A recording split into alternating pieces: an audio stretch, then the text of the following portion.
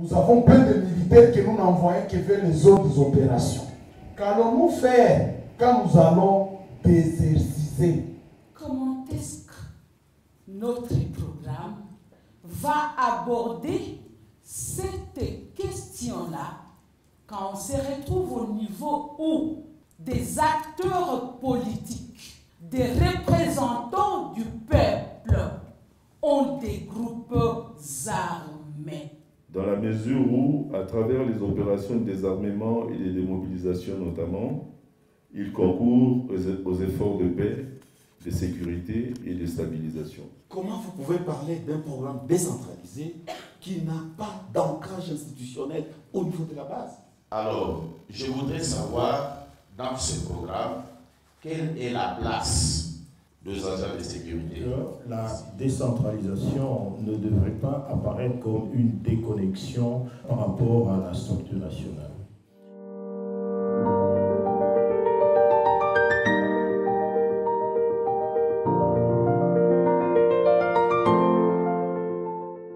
Identifier et analyser les approches de désarmement, de mobilisation, relèvement communautaire et stabilisation de DRCS en sigle qui contribuent à la stratégie nationale de DRCS, c'est le bien fondé de l'atelier de réflexion sur les programmes de désarmement, de mobilisation, relèvement communautaire et stabilisation. Organisé du 13 au 15 décembre 2021 par les ONG APC, SOFAD et Interpeace, cet atelier a été un cadre de consultation et de discussion au niveau du Sud Kivu en vue d'engager les institutions et les partenaires de mise en œuvre de la stabilisation. Mais aussi, il devrait amener les institutions et les partenaires à travailler ensemble pour promouvoir la paix et la stabilité conformément aux priorités du gouvernement et de la communauté. Durant ces 3 jours d'activité, nous allons discuter sur le programme DDRCS et son contenu, amender le draft du document de programme DDRCS produit dans le cadre du projet Mchango et Tukwamani en vue de renforcer le processus d'appropriation et de contribuer à la stratégie nationale du PDDRCS. Actualiser les leçons apprises des activités des organisations œuvrant dans le DDRCC pour la réintégration communautaire des ex-combattants et pour l'encadrement des jeunes à risque. Renforcer la coordination et la collaboration entre les organisations actives au Sud Kivu en étroite collaboration avec les autorités provinciales pour l'élaboration d'un cadre de soutien à la stratégie gouvernementale du PDDRCS. Harmoniser le point de vue sur ce que doit être le cadre de mise en œuvre au Sud Kivu d'une stratégie DDRCS, définir le rôle des différents acteurs étatiques et non étatiques pour plus d'engagement dans la mise en œuvre des actions du PDDRCS au Sud Kivu. Contribuer à l'élaboration de la stratégie DDRCS nationale sur base des expériences des partenaires de mise en œuvre étatiques et non étatiques œuvrant dans le domaine de la stabilisation, mettre à jour la cartographie des groupes armés et leurs zones d'opération, présenter aux autorités les recommandations collectées sur base et en vue de générer des résolutions irrélatives. Et enfin, prendre connaissance des plaidoyers introduits et aboutis à des résolutions et aux plaidoyers en instance. Le colonel Pierre-Égide Bossal, coordonnateur national adjoint du PDDRCS, chargé des questions techniques et opérationnelles, a d'abord salué ce cadre de réflexion offert par le consortium Mchango Tukwamani avant de donner la substance du programme DDRCS. Je voudrais ici féliciter toute l'équipe d'Interpeace et l'ensemble du consortium d'avoir pris l'initiative de provoquer ce débat civique et citoyen autour de cette question de mise en œuvre du désarmement, démobilisation, relèvement communautaire et stabilisation. Une question d'importance nationale afin qu'ensemble, à travers des échanges et les débats que nous voulons libres mais responsables, pour que nous puissions arriver à cerner les vrais défis à surmonter et à identifier les actions adéquates à mettre en œuvre pour la paix, la stabilité durable dans notre pays. Ce programme participe de la gouvernance sécuritaire du pays dans la mesure où, à travers les opérations de désarmement et de démobilisation notamment, il concourt aux efforts de paix, de sécurité et de stabilisation. Ce programme est également appelé à contribuer à la stratégie nationale de réduction de la pauvreté et du développement. Ce cadre d'analyse concertée et partagée doit nous permettre notamment d'élaborer ensemble une approche collective qui nous amènerait à définir ce que nous devons faire ensemble. Le nouveau vent souffle pour endiguer cette fois-ci les groupes armés. Le gouvernement provincial du Sud Kivu appelle tout le monde à un retour au bon sens. L'heure a sonné pour que les uns et les autres reviennent au bon sentiment. S'agissant des groupes armés étrangers qui continuent à croire que le Congo est un pays conquis pour eux, le moment est venu aussi pour leurs lieutenants et leurs commanditaires de se retirer de notre territoire, de laisser nos populations vivre paisiblement chez elles.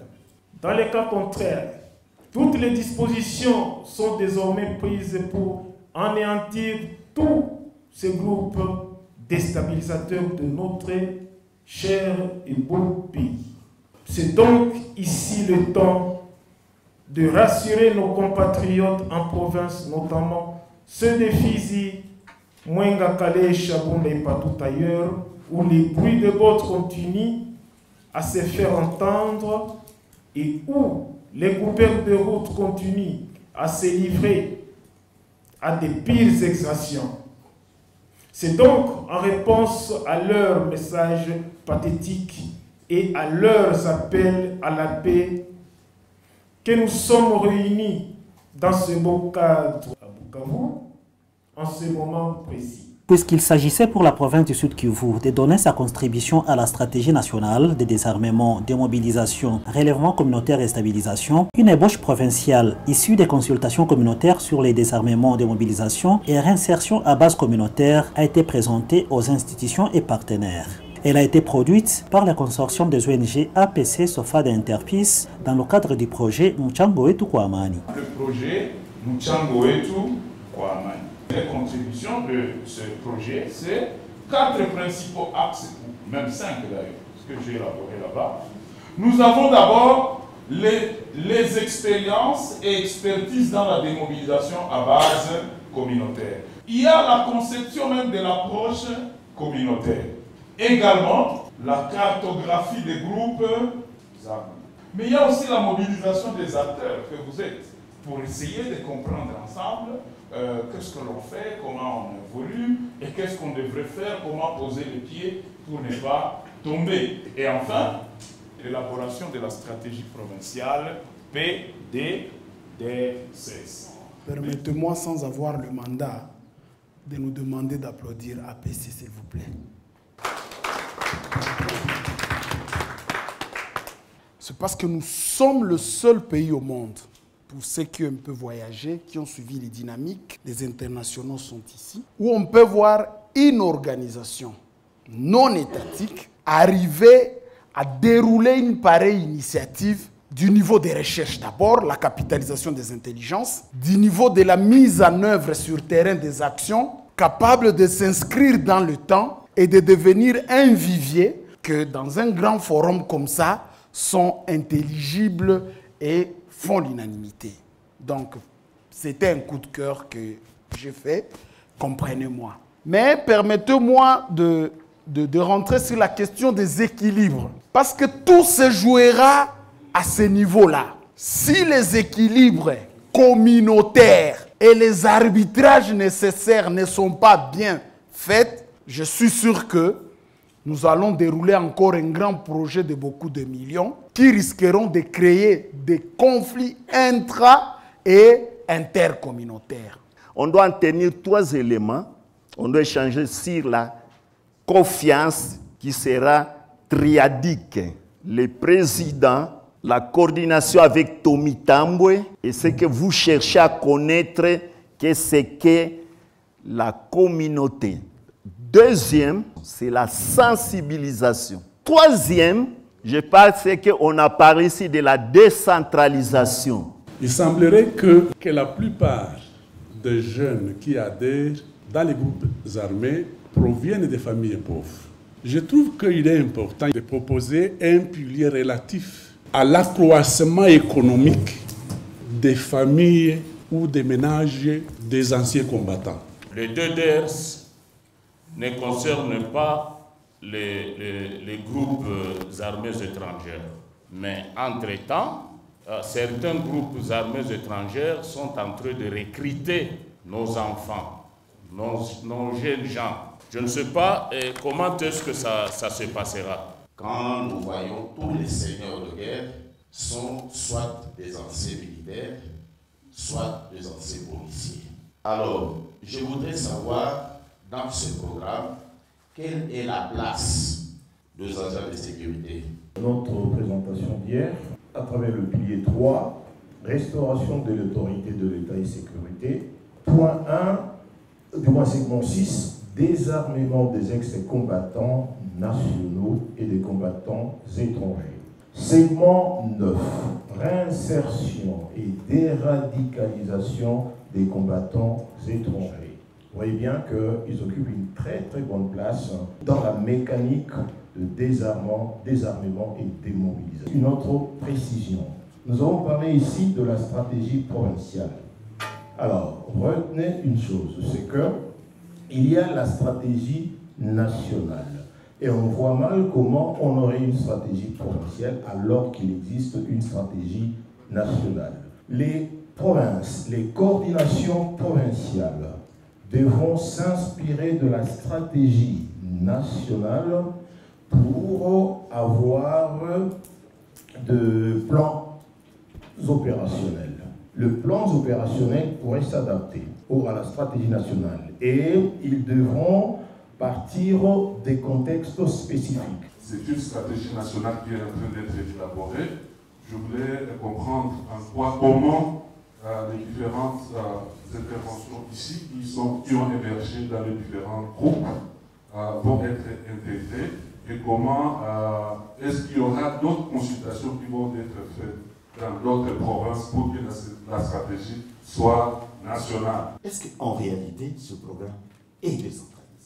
Comment vous pouvez parler d'un programme décentralisé qui n'a pas d'ancrage institutionnel au niveau de la base? Moi, je pense que la décentralisation ne devrait pas apparaître comme une déconnexion par rapport à la structure nationale. Il ne faudrait pas que l'on pense que la coordination provinciale, c'est une entité détachée de la stratégie nationale. En quoi elle est nationale? Parce qu'elle intègre les préoccupations de toutes les provinces. Le groupe de contact au niveau régional, Grand Lac, traite également des questions de DDR. Le rôle qui peut être le nôtre, nous les organisations et les acteurs locaux, c'est de bien étoffer des notes de plaidoyer à mettre sur la table de personnes qui discutent de ce genre de questions. Deuxième chose que je peux proposer, c'est aussi faire des synergies avec les organisations qui ont des programmes au niveau régional. La CPGL, souvent, on ne parle pas, mais c'est l'instrument principal qui devrait être utilisé par le gouvernement pour le retour de la paix dans la région. Au-delà de cette ébauche provinciale sur le DDRC, les résultats de la cartographie des groupes armés dans la zone du projet Mchango-Etkwamani, à savoir les territoires de Fizi, Uvira et Mwenga dans sa partie Itombwe, ont été partagés. L'étude s'inscrit dans le cadre du projet Mchango-Etkwamani. Quand on analyse les groupes armés, il faut aller au-delà du prisme local. Il y a beaucoup d'alliances, il y a beaucoup de connexions, il y a toute une complexité dont il faut tenir compte. Premier résultat, c'est le fait que la violence se recycle. Deuxième résultat, c'est quoi les groupes armés congolais et les groupes armés étrangers présents. Fizi, 21 groupes. Mwenga, 18. Uvira, 24. Ça fait un total de 63. Le groupe armé devient groupe armé quand il s'agit d'individus armés et qui sont en marge des structures officielles. Oui, justement, il faut déderciser les groupes armés. C'est une grande question. Il y a des chances. Je parlais de ce comité de suivi des accords, de cessez-le-feu. Ce comité est en interface entre les organisations et les miliciens. Parce que ce sont en fait des délégués des milices. Il y a aussi une volonté de reddition. Il y a des défis. Premier défi, les attentes des groupes armés. Deuxième série de défis, c'est la coordination des approches. Approches entre les intervenants sur le processus de démobilisation.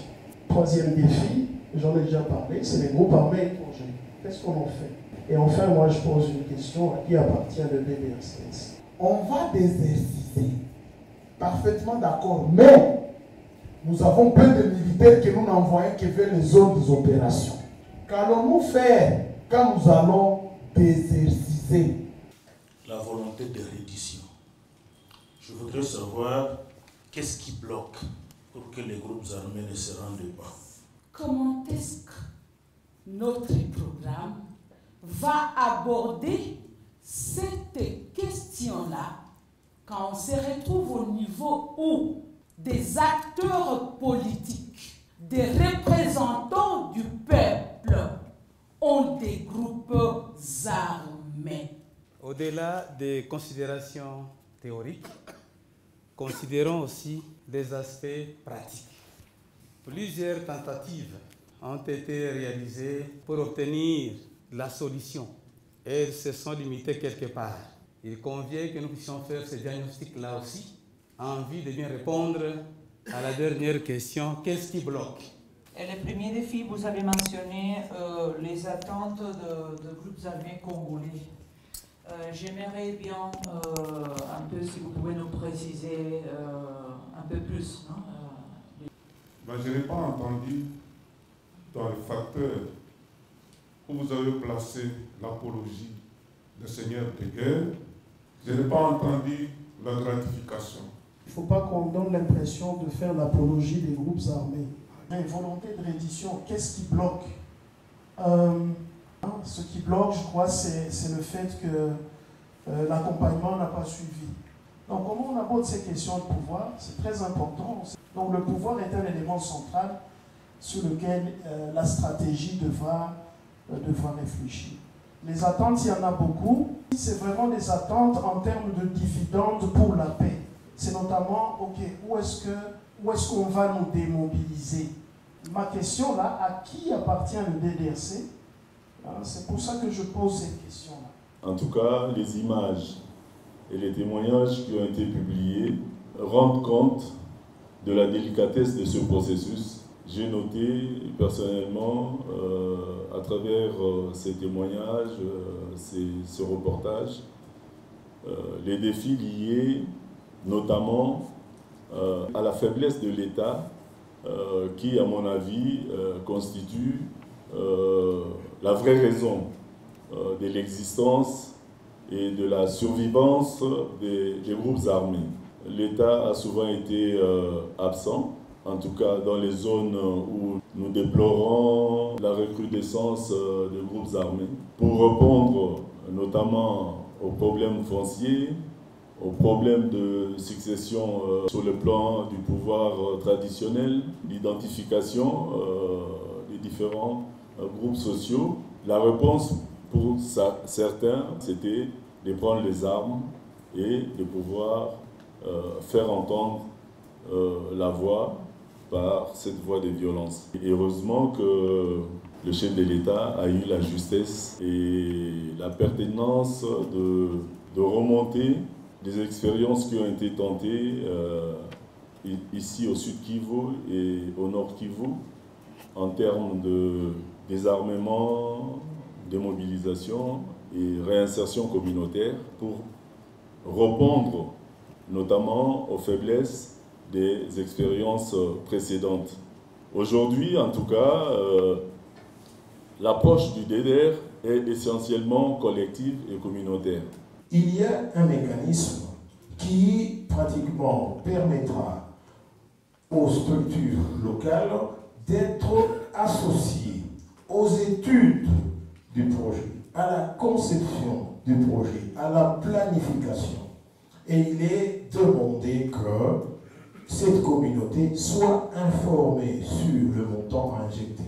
Nous allons mettre en place un système de contrôle, un système de redevabilité. Et pour ce qui est de ces projets-là, en tout cas, il faudrait qu'ils rentrent dans le plan général de développement de la province ou de la contrée, de manière à ce qu'il y ait adéquation entre l'offre et la demande.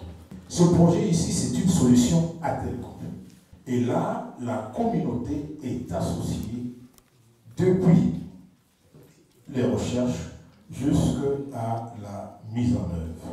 Et nous-mêmes, nous avons mis un mécanisme efficace de suivi et d'évaluation. D'autres organisations nationales et internationales opérationnelles au Sud Kivu, conviées à cette réflexion, ont partagé leur expérience sur la question des démobilisations et réinsertion communautaire des démobilisés issus des groupes armés. Des réflexions qui se sont poursuivies en groupe de Carrefour ont contribué à harmoniser les points de vue sur ce que doit être le cadre de mise en œuvre au Sud Kivu d'une stratégie DDRCS et à l'élaboration de la stratégie nationale DDRCS. Les résumés de toutes ces réflexions ont été couchés dans une déclaration finale, sanctionnant ainsi les 3 jours de travaux intenses. À l'issue de cet atelier organisé du 13 au 15 décembre 2021 à Bukavu, en considérant le point de vue des 86 participants, entre autres les autorités étatiques provinciales, territoriales et municipales du Sud Kivu, délégués de la PNC, délégués du PDDRCS, membres du consortium Interpis APC SOFAD, délégués des organisations nationales et internationales de la société civile, représentants de la MONUSCO et bailleurs de fonds, nous avons convergé sur les principaux aspects suivants en rapport avec les points suivants. 1. La pertinence du PDDRCS. 2. Son approche d'intervention. 3. Les interactions entre les niveaux du pouvoir. 5. L'appropriation et capitalisation des expériences. S'agissant du point 1, la pertinence du PDDRCS réside dans ses capacités à innover, consistant au relèvement communautaire socio-économique, prenant en compte les principes de décentralisation du processus. Pour le point 2, en termes d'approche d'intervention, il s'agit, vu les partenaires adoptent une diversité d'approches, il sera indispensable au programme d'assurer leur coordination, harmonisation, pour s'assurer de leur adhésion au programme national. 2. Besoin de développer une flexibilité opérationnelle dans l'exécution du programme, compte tenu du caractère dynamique du contexte politique et sécuritaire local, provincial, national et régional. 3. Nécessité d'adopter une approche holistique de réinsertion, renforcer la dimension communautaire, collective et participative, ainsi que les mécanismes de contrôle, redevabilité communautaire et sanctions. Pour le point 3, s'agissant de l'interaction entre les niveaux de pouvoir, nécessité d'octroi des responsabilités suffisantes, de gestion aux structures provinciales, coordination provinciale et entente territoriale. Pour raison d'efficacité, l'approche d'intervention devra être à la fois dépolitisée, ascendante et descendante, liant les actions à la base, à l'engagement des autorités étatiques et nationales. À tous les niveaux, territorial, provincial et national, les PDDRCS méritent d'être arythmés à un ancrage institutionnel solide en termes de responsabilisation des institutions étatiques. Pour le point 4, capitalisation des expériences et appropriation, il y a une nécessité de consulter les études existantes et de mener d'autres études à des bases approfondies pour améliorer la compréhension des dynamiques sectorielles et cerner les besoins spécifiques dans les zones de mise en œuvre. 2. L'efficacité à la légitimité de la stratégie nationale dépendra de la capacité d'intégrer les expériences des organisations déjà actives sur le terrain et les capitaliser. 3. Les cadres de concertation provinciale et consultatif. Son efficacité et sa composition dépendront de l'implication de toutes les parties prenantes, y compris les structures locales de paix, de développement, des associations féminines, des jeunes et des personnes vivant avec handicap. 4. Les participants émettent le vœu d'être informés et de participer activement, les cas échéants, aux prochaines étapes du PDDRCS. Fait à Bukavu, le 15 décembre 2021. Autorité provinciale du Sud Kivu, coordination du PDDRCS, consortium Tchango Wetu Kwamani et enfin les représentants des participants. Merci beaucoup. La production de la stratégie nationale ne reste qu'une question de quelques jours. Mick Moutiki, au nom des participants, insiste qu'il faudra que cette stratégie tienne compte des réalités de terrain. Des options fondamentales ont été proposées au programme afin de tenir compte des réels besoins du terrain, de prendre aussi en compte les acquis des actions de terrain afin de les incorporer. Les interactions devront continuer pour la capitalisation des acquis de cet atelier pour que ça ne soit pas un de plus. Le ministre provincial du plan au Sud Kivu, ayant la question des stabilisations dans ses attributions, a martelé, je cite, « Pour une paix durable, ce nouveau programme doit se faire dans la communauté, avec la communauté et par les techniciens en la matière. » Nous insistons pour que tout puisse se faire dans la communauté, avec la communauté et pour la communauté, afin que ce grand programme qui contient 5 piliers et plus de 20 segments soit en mesure de nous conduire vers une paix durable. Par rapport à la gestion des DRCS en province qui rentre dans ce que nous appelons la décentralisation, là il aura la coordination provinciale, la coordination des antennes au niveau des territoires et des chefferies, plus la structure d'appui qui est le cadre de concertation. Il est souhaitable que toutes ces structures soient animées, surtout par des techniciens en la matière. Les organisateurs de cet atelier ont invité tous les partenaires qui travaillent sur la question de DDRCS à ne pas baisser les bras. Ils ont également promis de s'approcher des autorités et de la coordination du PDDRCS dans les étapes restantes. Nous avons su apporter notre précieuse contribution à un programme commencé par des acteurs de la société civile, aussi bien nationale qu'internationale, mais approprié par les autorités nationales à travers une grande décision politique. Le consortium Tchango Wetu Kwamani, SOFAD APC, avec l'accompagnement technique financier de Interpis, vous rassure qu'à chaque instant, il va s'approcher de vous dans les étapes qui restent. Nous avons encore un grand travail avec les interactions que nous menons dans les projets pilotes qui va rassembler 40 jeunes, dont 20 venant des groupes armés et 20 à risque.